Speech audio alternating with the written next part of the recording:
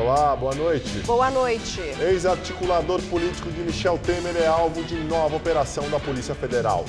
Gedel Vieira Lima é acusado de receber propina quando era vice-presidente da Caixa no governo Dilma. Em Brasília, ex-presidente Lula presta depoimento à Polícia Federal no inquérito em que é acusado de obstrução de justiça. Na Colômbia foi preso o ex-vice-ministro de Transportes. Gabriel Garcia Morales teria recebido 6,5 milhões de dólares em propina da Odebrecht. Governo do Amazonas exonera secretário de Administração Penitenciária. A demissão acontece em meio à crise no sistema prisional do estado. São Paulo e Minas em alerta para casos de febre amarela. O governo mineiro já decretou situação de emergência. E você acompanha essas e outras notícias após o intervalo.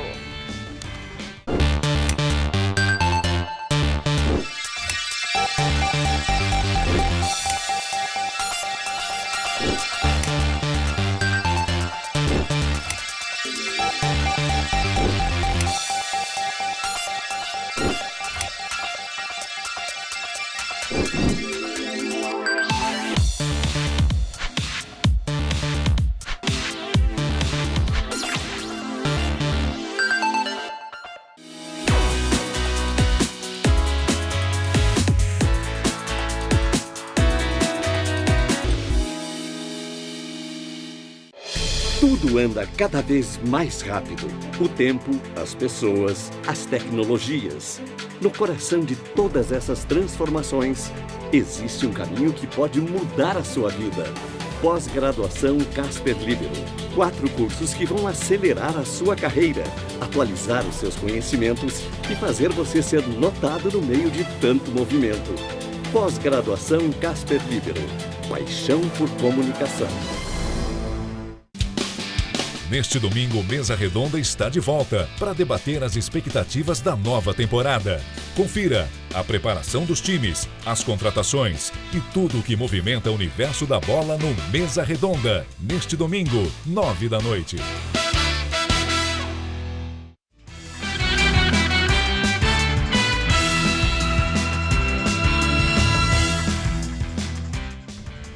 Ex-articulador político do presidente Michel Temer, Gedel Vieira Lima, do PMDB, foi um dos alvos hoje da nova operação da Polícia Federal. Ele é acusado de receber propina num esquema de fraudes na liberação de créditos junto à Caixa. O ex-ministro Gedel Vieira Lima é apontado como responsável por facilitar a liberação de empréstimos da Caixa Econômica Federal para empresas em troca de propina entre 2011 e 2013. Nesse período, ele era vice-presidente de pessoa jurídica do banco.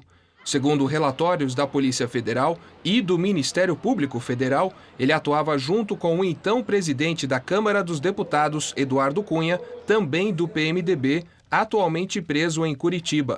A casa do ex-ministro em Salvador, na Bahia, foi um dos alvos da operação.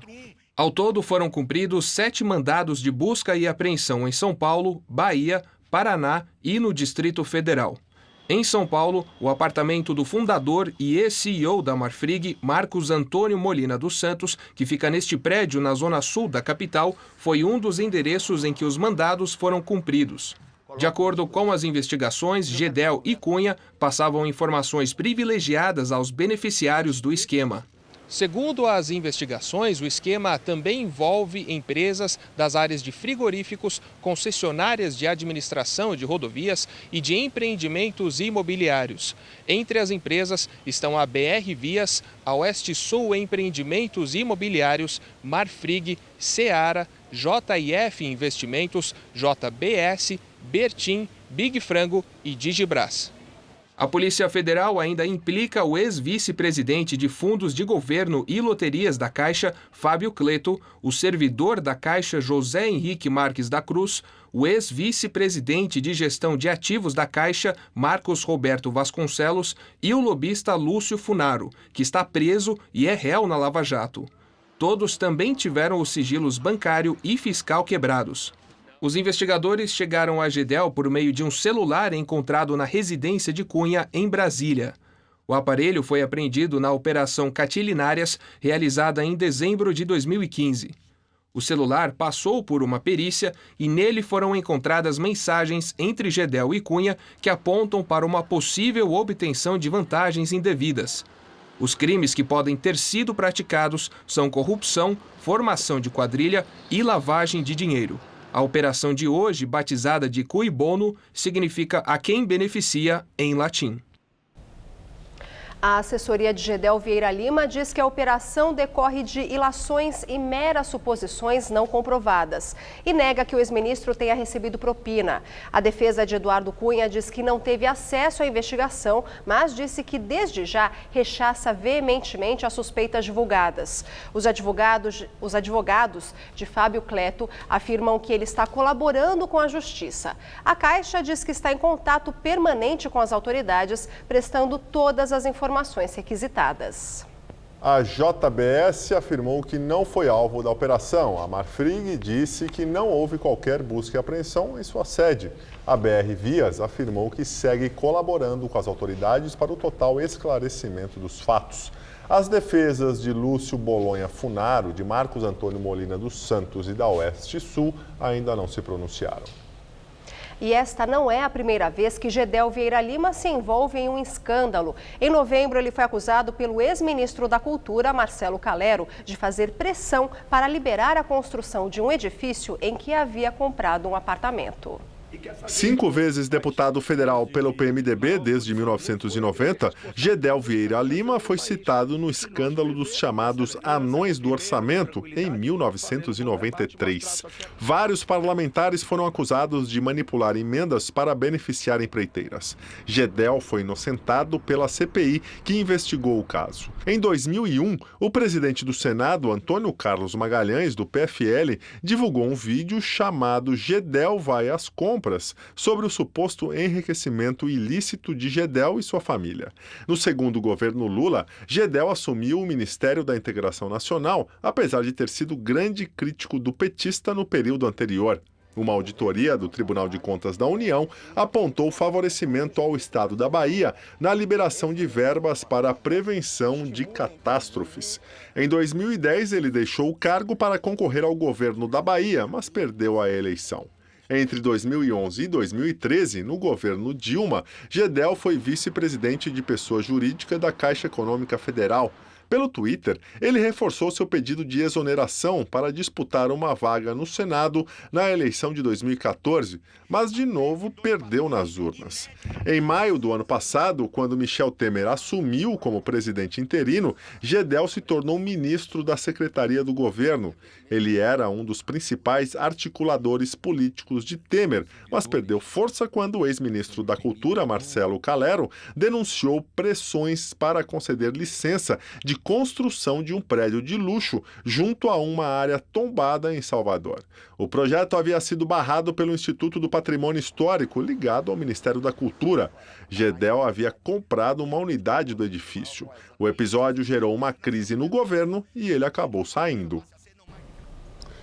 E a nova operação da Polícia Federal é o tema do comentário de Josias de Souza, direto de Brasília. No instante em que Michel Temer celebrava a queda da inflação e a perspectiva de eleger 2 aliados para as presidências da Câmara e do Senado, a Lava Jato acomodou na porta do Palácio do Planalto mais um dos seus filhotes tóxicos. Agora uma investigação sobre um esquema que ajeitava empréstimos da Caixa Econômica para empresas em troca de propinas. No centro do novo escândalo estão personagens ligadíssimos a Michel Temer. Entre eles, Gedel Vieira Lima, ministro até outro dia, e o ex-todo-poderoso Eduardo Cunha. A nova operação policial chega justamente na hora em que o governo se prepara para enfrentar no Congresso a dura batalha da reforma da Previdência. E ainda está por vir a homologação das delações da Odebrecht, que alcançam o próprio Temer. Limpo, o governo teria dificuldades para emplacar o necessário aperto previdenciário. Sujo, nem se fala. Temer tenta se comportar como um São Jorge que veio salvar a República. Mas a Lava Jato insiste em avisar que São Jorge está casado com o dragão. Boa noite. Segundo a revista Época, o ex-presidente Lula prestou depoimento à Polícia Federal em Brasília na semana passada. De acordo com a publicação, ele foi o último a prestar depoimento no inquérito sobre obstrução à justiça. Além de Lula e da ex-presidente Dilma, são investigados o ex-ministro da Justiça, José Eduardo Cardoso, e os ministros do Superior Tribunal de Justiça, Francisco Falcão e Marcelo Navarro Ribeiro Dantas. No caso de Lula, a Polícia Federal investiga se o ex-presidente foi nomeado ministro da Casa Civil por Dilma para garantir o foro privilegiado. Já Dilma, Cardoso e os ministros do STJ são investigados por supostamente terem feito uma negociação para que Navarro concedesse liberdade a Marcelo Odebrecht. Nesta semana, a Polícia Federal pediu a prorrogação do prazo das investigações ao Supremo Tribunal Federal. O STF ainda não se manifestou. Todos os citados negam as acusações. Justiça bloqueia R$ 385 mil do ex-governador do Rio, Sérgio Cabral, do PMDB. Mais cedo, a Justiça tinha informado que o montante bloqueado era de R$ 38,5 milhões de reais. O bloqueio foi determinado pelo juiz federal Marcelo Bretas, do Rio de Janeiro. O dinheiro estava num fundo de investimento até então desconhecido da Justiça e foi descoberto após o Conselho de Controle de Atividades Financeiras, o COAF, enviar a informação ao Ministério Público Federal.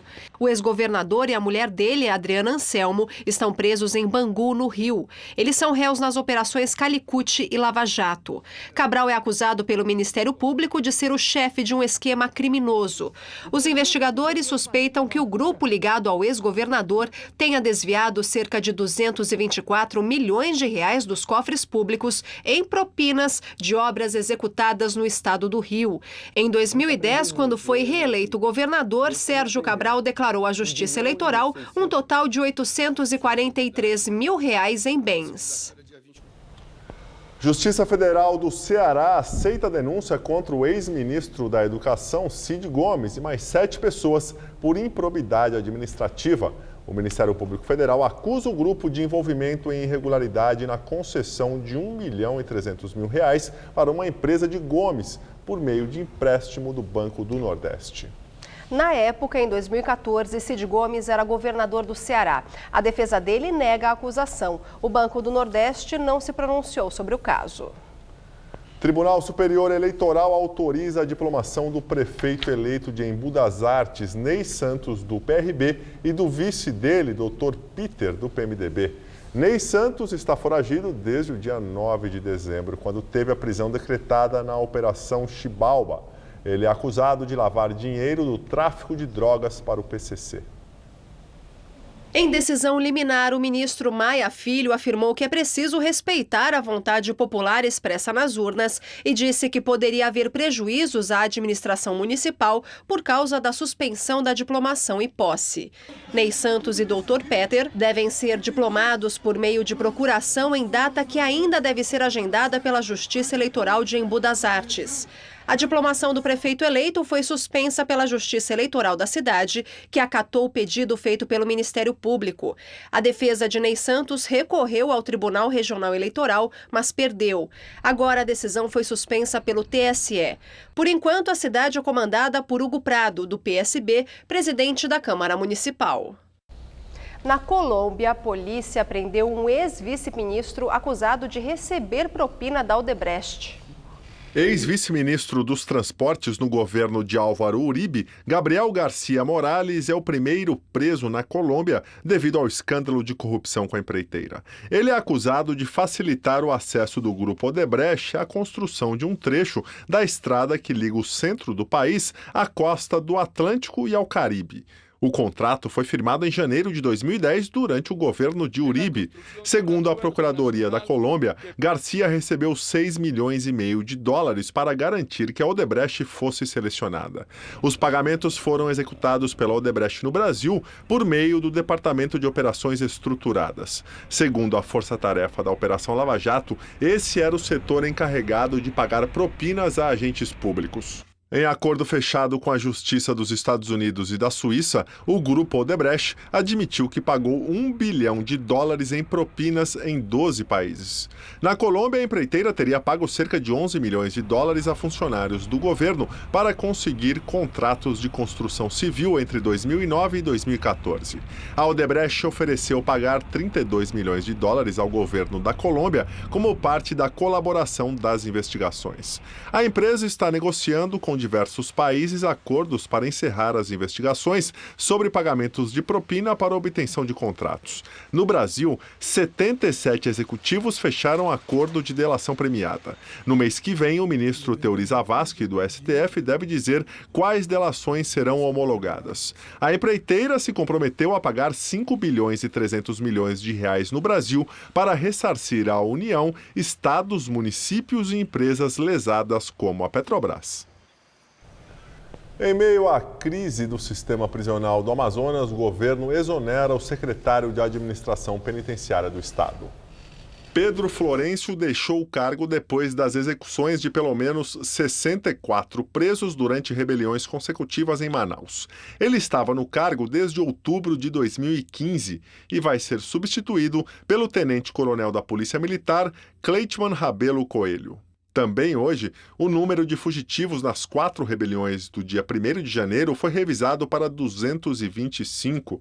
Antes tinham sido contabilizadas 184 fugas. 77 presos já foram recapturados e 148 continuam foragidos. Na rebelião do complexo penitenciário Anísio Jobim, que durou 17 horas, 56 detentos foram mortos. Foi o maior massacre do sistema prisional do Amazonas. E o governo de Roraima decretou estado de emergência no sistema penitenciário. O decreto, com duração de 6 meses, foi publicado após 9 detentos quase escaparem do presídio de Monte Cristo, em Boa Vista. Foi lá que 33 presos foram executados há uma semana. Segundo o governo, um grupo de trabalho deve elaborar em 15 dias um plano de ação que inclua a reforma e ampliação das unidades prisionais, além da compra de equipamentos. Atualmente, a Força Nacional de Segurança faz o reforço policial no entorno dos presídios do estado.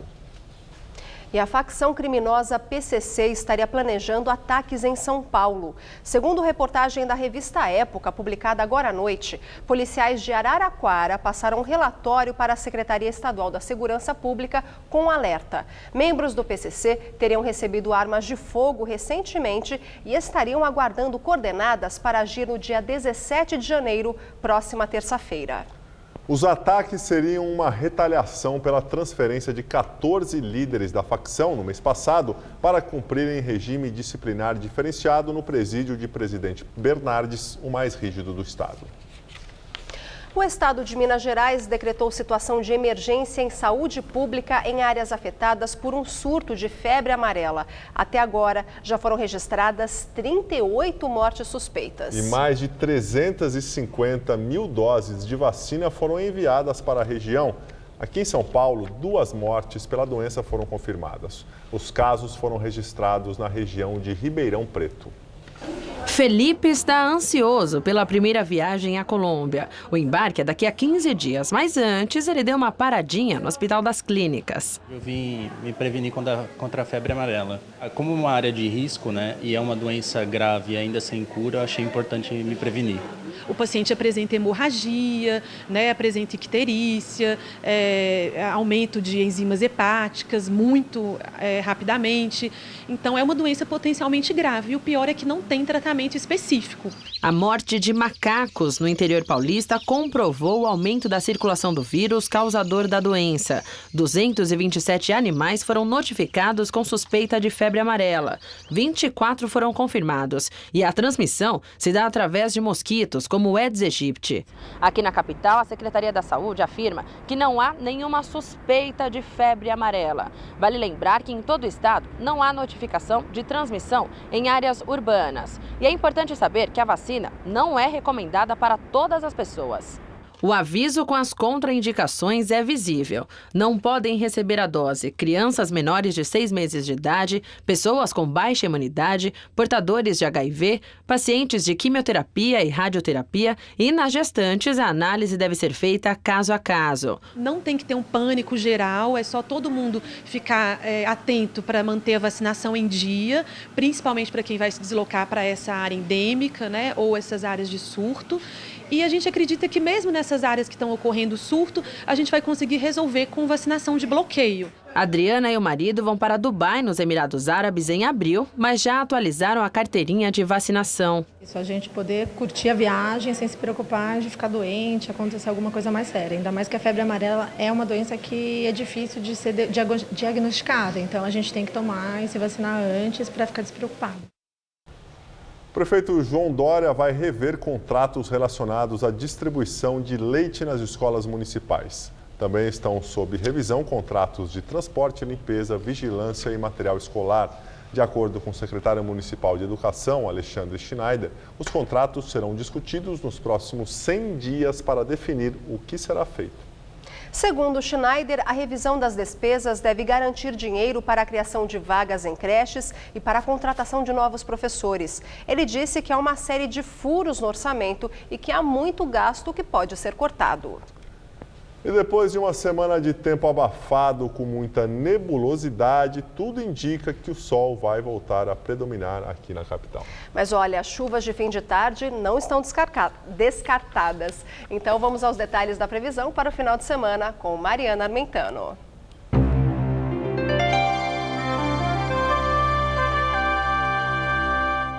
Segundo a meteorologia, teremos um final de semana quente com algumas pancadas de chuva só para refrescar. No norte do estado, por causa de uma área de baixa pressão, já pode chover já pela manhã, mas o sol não deixa de aparecer por lá não e também predomina em todas as outras áreas paulistas, onde as pancadas ocorrem de forma mais isolada e a partir da tarde. A máxima vai aos 35 graus em Presidente Bernardes e aos 30 graus em Santos e em Caraguatatuba, no litoral. Para a capital, as temperaturas também disparam no final de semana, viu? No sábado, a máxima vai aos 29 graus, com predomínio de sol e chuvas entre a tarde e a noite. Aí no domingo e na segunda-feira, os termômetros já batem na casa dos 31 graus e continuam previstas aquelas chuvas de final de tarde. O Índice de Atividade Econômica do Banco Central, considerado a prévia do PIB, registrou alta de 0,2% em novembro, na comparação com outubro. Esta é a primeira alta desde julho de 2016. Já na comparação com novembro de 2015, o IBC-BR registrou queda de 2,08%. Ministro da Tecnologia, Gilberto Kassab, volta atrás e diz que não vai haver mudanças no modelo de banda larga fixa. A nova declaração veio após o ministro ter afirmado ontem, em entrevista ao portal Poder 360, que o governo permitiria às operadoras estabelecerem os limites de dados dos contratos de internet fixa a partir do segundo semestre deste ano. O presidente da Anatel, Juarez Quadros, já havia afirmado hoje de manhã que o ministro teria se equivocado na entrevista sobre a limitação de dados. Ele reforçou que a decisão cautelar que impediu o limite de acesso à banda larga fixa, tomada em abril e que continua em vigor, não tem prazo de validade. A Polícia Civil fez hoje uma operação contra um grupo que pregava a intolerância religiosa e o ódio contra judeus. A polícia solicitou a prisão temporária dos envolvidos, mas o pedido não foi aceito pela Justiça. 3 homens foram levados para a Delegacia de Repressão a Crimes Raciais e Intolerância. Um ainda está sendo procurado. Na casa deles, a polícia encontrou um soco inglês, cartazes e camisetas com símbolos nazistas e mensagens que pregam o ódio aos judeus. A investigação começou depois de uma denúncia da Federação Israelita. Em novembro, o rabino Moré Ventura postou um vídeo na internet no qual repudia o teor de um cartaz colado num poste da Rua Augusta, com a frase: "Com judeus você perde". Com judeus você perde a burrice. Com judeus você perde a preguiça de não trabalhar. O meu conselho é, ao invés de perder, aprendam. E que aprendamos todos uns com os outros. Porque todas as comunidades têm sua riqueza e todas as comunidades têm o que acrescentar. Agora eu quero ver esse bando de corajoso vir fazer isso na nossa frente.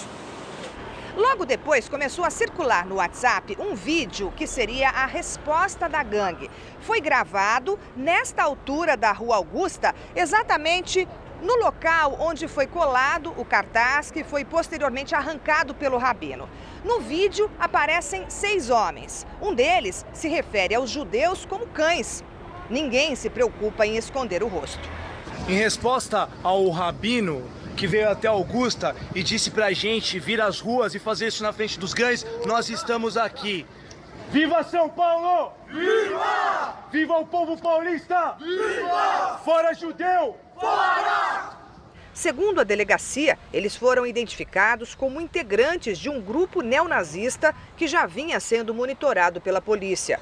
4, entre eles um adolescente, tinham sido detidos no 3º dia do ano depois de se envolverem numa briga com punks. A Federação Israelita de São Paulo e a Confederação Israelita do Brasil também acionaram a Polícia Federal.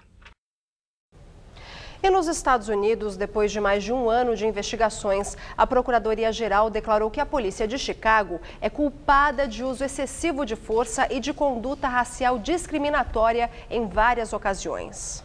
As investigações começaram após um policial branco matar um adolescente negro em 2014. A cidade de Chicago e o Departamento de Justiça concordaram em traçar um plano de reformas na polícia.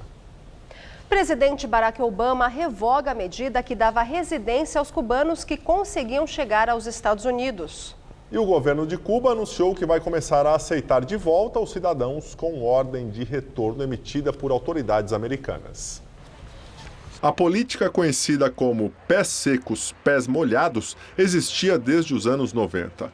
Ela permitia aos cubanos residência automática e permanente nos Estados Unidos, mesmo entrando clandestinamente. Obama declarou que a medida foi projetada para uma época diferente e ressaltou que os cubanos são tão bem-vindos como os cidadãos de outros países. A revogação foi solicitada por Cuba dentro da normalização de relações entre os dois países. O restabelecimento completo, com o fim do embargo a Cuba, precisa passar pelo Congresso americano. E o presidente eleito, Donald Trump, prometeu apresentar em até 90 dias um relatório completo sobre pirataria cibernética. O presidente eleito dos Estados Unidos voltou a denunciar a divulgação de notícias falsas e acusou adversários políticos, tanto democratas quanto republicanos, de montarem o dossiê sobre ele com informações não verificadas. Trump repetiu que o documento foi provavelmente vazado por agências de inteligência. Ele também atacou de novo a democrata Hillary Clinton, sua adversária na eleição. Trump usou a expressão culpada pra caramba ao se referir ao uso de servidores particulares de e-mail por parte de Hillary quando era secretária de Estado. A nova reação veio depois de o Departamento de Justiça anunciar que vai investigar a decisão do FBI, tomada às vésperas da eleição, de abrir um inquérito sobre o caso. Na Coreia do Sul, o herdeiro da Samsung foi liberado após 22 horas de interrogatório. Ele prestou depoimento sobre o escândalo de corrupção que afastou do poder a presidente do país. Lee Jae-yong, vice-presidente da Samsung, foi interrogado sobre um suposto crime de suborno. Agora os investigadores decidem se vão enviar à justiça uma ordem de prisão por corrupção e abuso de poder. Lee também é acusado de mentir perante uma comissão parlamentar que investiga a corrupção envolvendo uma amiga da presidente, Park Geun-hye. A crise provocou a abertura do processo de impeachment da presidente. Nós ficamos por aqui. A edição de hoje pode ser vista no site do Jornal da Gazeta. Muito obrigado pela sua companhia. Tenha um excelente final de semana. Uma boa noite. Até segunda, Lu. Até segunda, Gabriel. Um ótimo final de semana. E fique agora com o programa todo seu.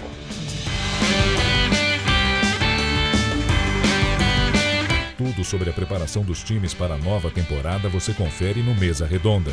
Neste domingo, 9 da noite. Assista agora. Todo seu.